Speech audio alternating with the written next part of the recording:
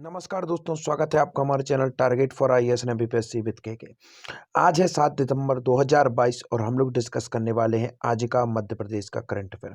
बहुत कुछ important fact हम यहाँ पर डिस्कस करने वाले हैं, जैसे कि आचार्य शंकर की आदि गुरु शंकराचार्य के नाम से जिन्हें हम जानते हैं, उनकी 108 फुट की दोस्तों बहुधातु अर्थात जिसे हम लोग अष्टधातु भी कहते हैं साधारण भाषा में, उनकी एक प्रतिमा स्थापित की जा रही है। तो यह मध्य प्रदेश के किस शहर में इस प्रतिमा को स्थापित किया जाएगा, तो इसको हम यहाँ पर डिस्कस करेंगे। इसके साथ ही साथ में हम लोग डिस्कस करेंगे और भी इम्पोर्टेंट फैक्ट। तो चलिए शुरू करते हैं हमारा आज का मध्य प्रदेश का करंट अफेयर। बहुत बहुत स्वागत है आप सभी लोगों का आज के मध्य प्रदेश के करंट अफेयर में। पहला क्वेश्चन है, मध्य प्रदेश मत्स्य महासंघ को उत्कृष्ट कार्य हेतु कितने लाख रुपए का चेक मिला। काफी अधिक इंपॉर्टेंट है दोस्तों। केंद्र शासित प्रदेश दमन में यह पूरा का पूरा कार्यक्रम किया गया था, जिसमें राष्ट्रीय स्तर का यह अवार्ड मध्य प्रदेश मत्स्य संघ को मिला है। तो इंपॉर्टेंट है, देखते हैं आपका ऑप्शन नंबर 1 है 5 लाख रुपए, 2 लाख रुपए, 3 लाख रुपए या फिर 4 लाख रुपए। इसका राइट आंसर है दोस्तों, मध्य प्रदेश मत्स्य संघ को मिला है 5 लाख रुपए का यह चेक। मध्य प्रदेश मत्स्य संघ की स्थापना कब हुई थी? 1969 में हुई थी। इसको याद कर लीजिए, काफी अधिक इंपॉर्टेंट है। मध्य प्रदेश मत्स्य संघ किसके अंतर्गत आता है? जल संसाधन एवं मछुआ मंत्रालय के अंतर्गत आता है। इसके मंत्री कौन है? तुलसीराम सिलावट है। याद रखिए, काफी अधिक इंपॉर्टेंट हो जाता है। आगे बढ़ते हैं। मुख्यमंत्री श्री चौहान ने मत्स्य महासंघ और मछुआरों को दी बधाई। उत्कृष्ट कार्य के लिए मिला राष्ट्रीय स्तर का पुरस्कार।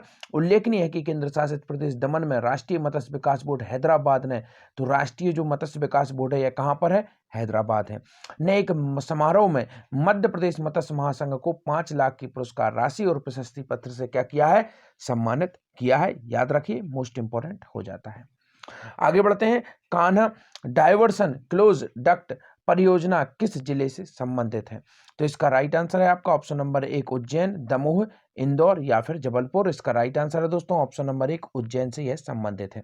स्पेशली यह जो कान्हा नदी है, इसका जो आप देखेंगे जो प्रदूषण युक्त पानी है वह अभी कहां पर मिलता था? छिप्रा रिवर में मिलता था। तो हाल ही में मंत्रिपरिषद की बैठक हुई और उसमें यह डिसीजन लिया गया कि जो कान्हा जो रिवर है, जिसे कान्ह के नाम से भी जाना जाता है, इसका क्या किया जाएगा? इसका जो पानी है वह छिप्रा रिवर में मिलने से रोका जाएगा।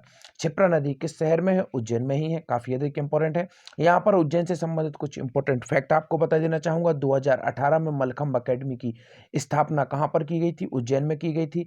परमालकालीन काफी अधिक मात्रा में शिवलिंग कहाँ पर प्राप्त हुए हैं? उज्जैन में प्राप्त हुए हैं। उज्जैन दोस्तों अवंती के नाम से भी जाना जाता था, तो इसको भी याद रखना है। और इसका बौद्धकालीन नाम क्या था दोस्तों? हमेशा मैं आप लोगों को बताता हूं, अच्युत्य गामिनी। याद रखिए, अच्युत्य गामिनी इसका बौद्धकालीन नाम था। इसमें दोस्तों बौद्ध काल में ही यहाँ पर 2 प्रसिद्ध नगर भी होते थे। एक का नाम था कुरघर और एक का नाम था दोस्तों सुदर्शनपुर। याद रख लीजिए, एक था कुरघर और एक था सुदर्शनपुर। दोनों को याद रखना है क्योंकि दोनों में कंफ्यूजन आपको नहीं होना है। एक है कुरघर और एक है आपका सुदर्शनपुर। अब आपको दिखाता हूं नेक्स्ट शहर दमोह। दमोह से इंपॉर्टेंट फैक्ट याद रखना है। संग्रामपुर यहाँ का एक प्राचीनतम नगर है, प्राचीन नाम भी इसका यही हुआ करता था। इंदौर, इंदौर स्वच्छता सर्वेक्षण में छा गया। लगातार 6 बार क्या मिला है? स्वच्छता सर्वेक्षण अवार्ड इंदौर को मिला है। अब अहिल्याबाई की नगरी के नाम से भी इसे जाना जाता है। 1818 में होलकर वंश ने इसे अपनी राजधानी बनाया था, तो इस फैक्ट को भी याद रख लीजिएगा। Jabalpur most important question again from here, क्योंकि 2013 में यहाँ पर क्या किया गया था? तीरंदाजी जो धनुष बाण आप लोग देखते हैं वह एकेडमी की स्थापना यहाँ पर की गई थी। आर्चरी के नाम से भी इसे जाना जाता है।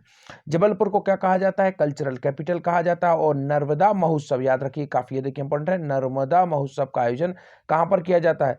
जबलपुर में ही किया जाता है। याद रखिए, काफी अधिक इंपॉर्टेंट यह हो जाता है। तो इस फैक्ट को आपको याद रखना है। और कलचुरी वंश की राजधानी किसे कहा जाता है? त्रिपुरी को कहा जाता है, जो कहां पर है? जबलपुर में ही है। और त्रिपुरी में एक इंपॉर्टेंट फैक्ट आपको याद रखना है, 1939 में कांग्रेस का 52वां अधिवेशन यहीं पर हुआ था, जिसमें सुभाष चंद्र बोस को क्या चुना गया था?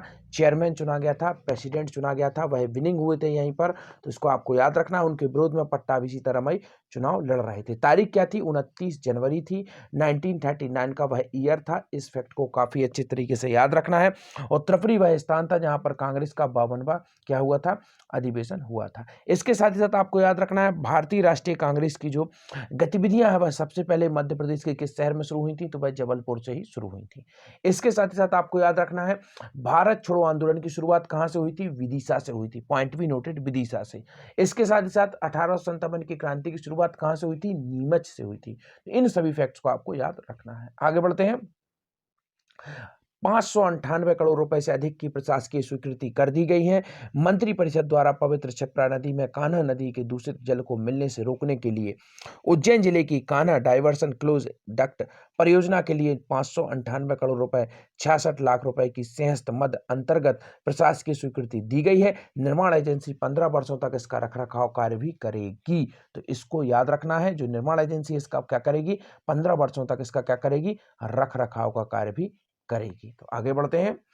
मध्य प्रदेश में कितने स्वास्थ्य संस्थाओं के स्थापना एवं उन्नयन का कार्य मंत्री परिषद ने लिया है? काफी अधिक इंपॉर्टेंट है दोस्तों, मंत्री परिषद ने इसका निर्णय लिया है। तो आपका ऑप्शन नंबर 1 है 10, 23, 226 या फिर 100। इसका राइट आंसर है दोस्तों 226, जो हमारे मध्य प्रदेश की ऐसी स्वास्थ्य संस्थान जिनका नवीन स्थापना होना है, साथ ही साथ कुछ पुरानों का उन्नयन भी होना है। संख्या कितनी है, 226 है। मोस्ट इंपॉर्टेंट है। आगे बढ़ते हैं, देखते हैं क्या है पूरी न्यूज। 226 स्वास्थ्य संस्थाओं की स्थापना एवं उन्नयन मंत्री परिषद द्वारा प्रदेश में स्वास्थ्य सेवाओं को बेहतर बनाने के उद्देश्य से 226 स्वास्थ्य संस्थाओं, जिसमें क्या क्या शामिल है, 21 सिविल अस्पताल हैं, 12 सामुदायिक स्वास्थ्य केंद्र हैं, 191 प्राथमिक स्वास्थ्य केंद्र हैं, 2 उप स्वास्थ्य केंद्र की स्थापना उन्नयन का अनुमोदन कर दिया गया है। तो यह इंपॉर्टेंट है, इसको भी आपको याद रखना है। अनुमोदन कर दिया गया है इनका। टोटल संस्थाएं कितनी है, 226 है। इसमें आपको पूरा की पूरी जानकारी है कि 12 सिविल अस्पताल हैं, 12 सामुदायिक स्वास्थ्य केंद्र हैं और 191 क्या है, प्राथमिक स्वास्थ्य केंद्र और 2 उप स्वास्थ्य केंद्र की स्थापना की व्यवस्था इसमें की गई है। तो यह इंपॉर्टेंट है, याद जरूर रखिएगा। आगे बढ़ते हैं। आचार्य शंकर की 108 फुट ऊंची बहुधातु प्रतिमा कहां स्थापित की जाएगी? मोस्ट इंपोर्टेंट फैक्ट है, परंतु यहां पर आपको एक और इंपोर्टेंट फैक्ट बताना चाहूंगा। यहां बात हुई है स्वास्थ्य की, स्वास्थ्य से संबंधित इंपोर्टेंट फैक्ट आपको याद रखना है। मध्य प्रदेश के स्वास्थ्य मंत्री कौन है? डॉक्टर प्रभुराम चौधरी है। याद रखिए, कहां से चुनकर आते हैं? सांची से चुनकर आते हैं। मध्य प्रदेश की विश्व धरोहर सूची में इसको शामिल किया गया है। 1989 में सांची को शामिल किया गया था। पहला स्थान कौन सा था? खजुराहो था। क्या था? खजुराहो। इसे कब शामिल किया गया था? 19th आपका 1806 में इसे शामिल कर लिया गया था। इन दोनों फैक्ट्स को याद रखना है काफी डीपली तरीके से। 2003 में किसे शामिल किया गया था? भीमबेटका, जो आप सभी को मालूम है, उसे शामिल किया गया था। और भीमबेटका से इंपॉर्टेंट फैक्ट आपको याद रखना है, इसकी खोज 1957 में विष्णु वाकड़कर द्वारा की गई थी। इसको याद रखना है, काफी अधिक इंपॉर्टेंट है, किसके द्वारा किसकी खोज की गई थी। जैसे कि सांची स्तूप की खोज 1818 में किसके द्वारा की गई थी? जनरल टेलर द्वारा की गई थी। तो इस फैक्ट को याद रखना है, काफी अधिक इंपॉर्टेंट है। डीपली तरीके से आपको इन सभी फैक्ट्स को याद रखना है। आगे बढ़ते हैं। आचार्य शंकर की 108 फुट ऊंची बहुधातु प्रतिमा कहां स्थापित की जाएगी? आपका ऑप्शन नंबर 1 है सागर में, सतना में, जबलपुर में या फिर ओमकारेश्वर में। इसका राइट आंसर है दोस्तों ओमकारेश्वर में ही इसकी स्थापना की जाएगी। और ओमकारेश्वर में ही दोस्तों 600 मेगावाट की एक सोलर परियोजना है जिसकी स्थापना की जाएगी। और यह सोलर परियोजना कैसी है? फ्लोटिंग सोलर परियोजना है, अर्थात पानी पर तैरती हुई यह सोलर परियोजना होने जा रही है, इसलिए इसको याद रखना है। मोस्ट इंपॉर्टेंट है। सोलर परियोजना से आपको definitely you can see any types of question that could become your upcoming any of exam which is conducted by Madhya Pradesh government. You should always keep it in your mind, keep remember this most important fact. तो यह 600 लगभग megawatt इसकी क्षमता होगी और यह Asia की सबसे बड़ी क्या है? फ्लोटिंग सोलर परियोजना है। फ्लोटिंग अर्थात तैरती हुई सोलर परियोजना है। अभी तक सोलर जो पैनल लगाने में सबसे अधिक परेशानी क्या होती थी? लैंड सबसे ज्यादा अक्वायर होता था। इसकी बचत से क्या हुआ? आपका जो पानी के ऊपर तैरते हुए जो सोलर पैनल होंगे उससे जो लैंड अक्वायर की कमी होगी और जो बाष्प के माध्यम से पानी जितना चला जाता था उसकी भी इसमें कमी होगी। तो आगे बढ़ते हैं, देखते हैं क्या है पूरी न्यूज।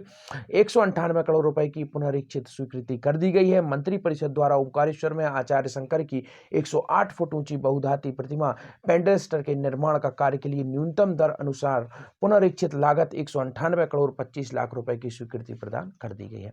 यह न्यूज वैसे तो काफी पुरानी है, परंतु आज हमने इसे क्यों डिस्कस किया? क्योंकि 198 करोड़ रुपए इसके लिए राशि स्वीकृत कर दी गई है और मंत्री परिषद ने हाल ही में से डिसीजन किया है।